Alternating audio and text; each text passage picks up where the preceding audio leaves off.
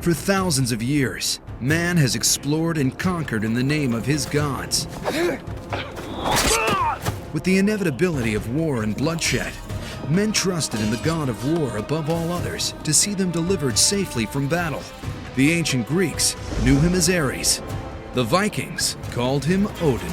History's new dramatic series, Vikings, brings the lives and beliefs of these long misunderstood people into sharp focus. The role of the gods with the Vikings is extremely important. Their entire invasion quest west is based upon rising to the challenge of the gods, going west, conquering new territories. They actually truly believe that if they fought in battle, they will be able to die with more prestige and more honor than not. So they didn't have any fear. So I think that's why they became so strong and so powerful, because they weren't afraid to die.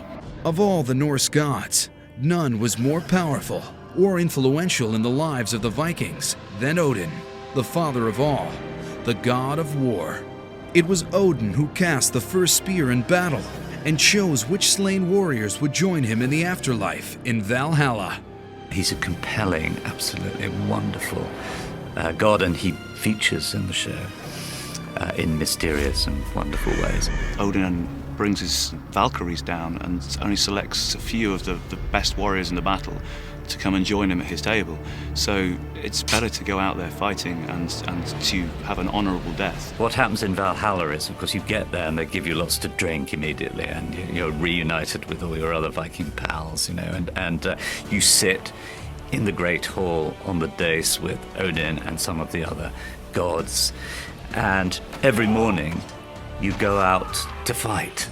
So you get killed again every day. Far removed from the benevolent Odin, the ancient Greeks had their own god of war, the hateful god known as Ares.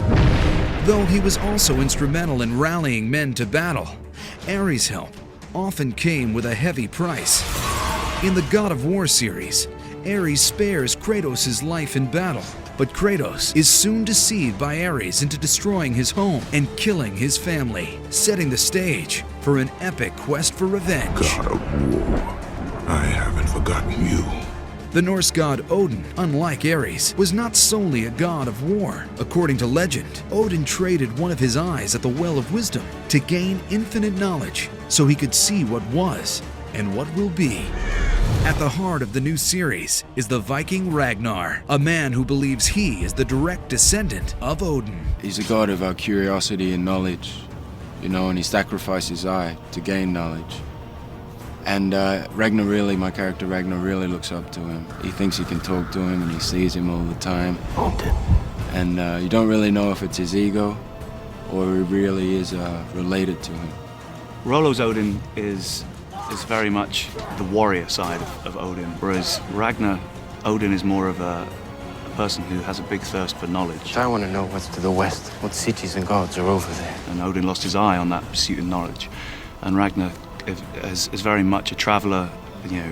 He's excited by the adventure and new knowledge and new wealth. Treasures, hoards of gold and silver, and a new god. And I think that's how he uses Odin to his advantage, whereas Rollo very much just, it's living for the now.